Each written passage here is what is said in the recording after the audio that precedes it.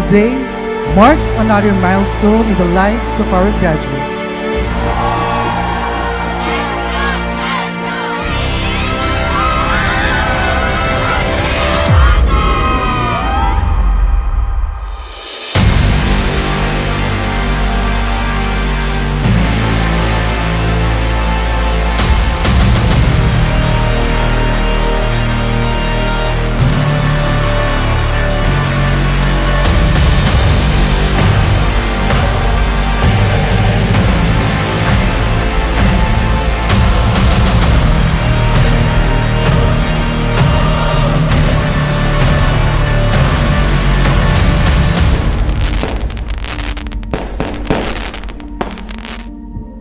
Congratulations, class of 2026.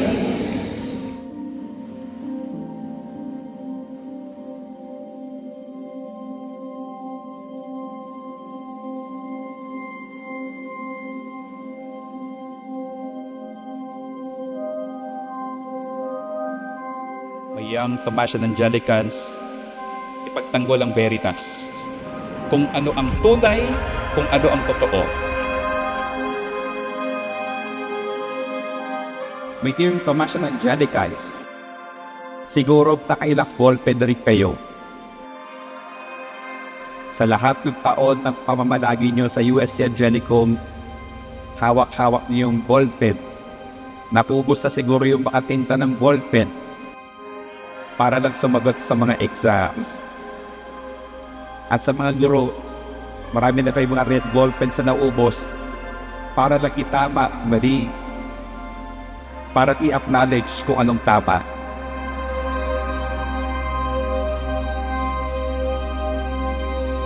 Maging matatag sa ating desisyon, maging matatag sa ating principles, maging matatag sa turo ng simbahan, maging matatag kung ano ang totoo.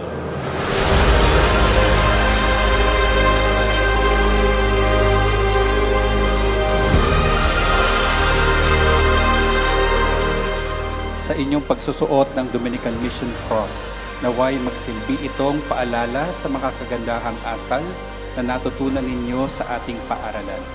Patuloy na isabuhay ang karitas, pag-ibig sa pamamagitan ng pagbibigay, justitia, katarungan, fortitudo, katatagan ng loob, at veritas, katotohanan.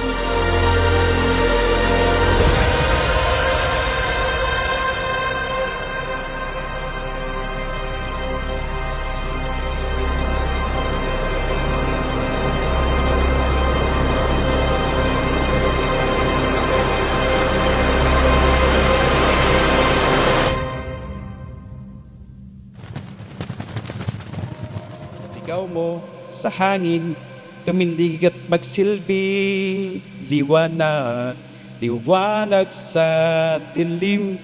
Harapin mong magiting ang bagong awitin. Liwanag, liwanag sa dilim.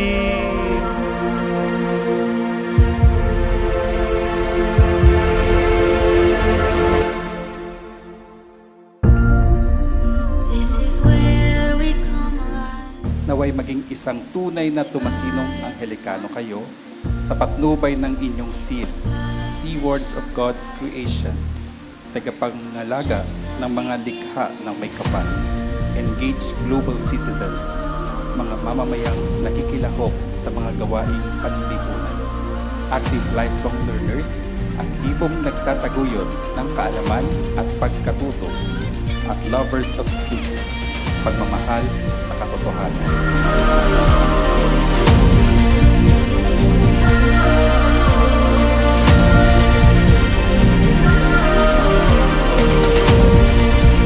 Oh, it's just the beginning. At itong ilaw na ito ay dadalhin natin kung saan man tayo magpunta in the future. It symbolizes the light of Jesus Christ, the light of the gospel, the light of the Son of St. Thomas Aquinas.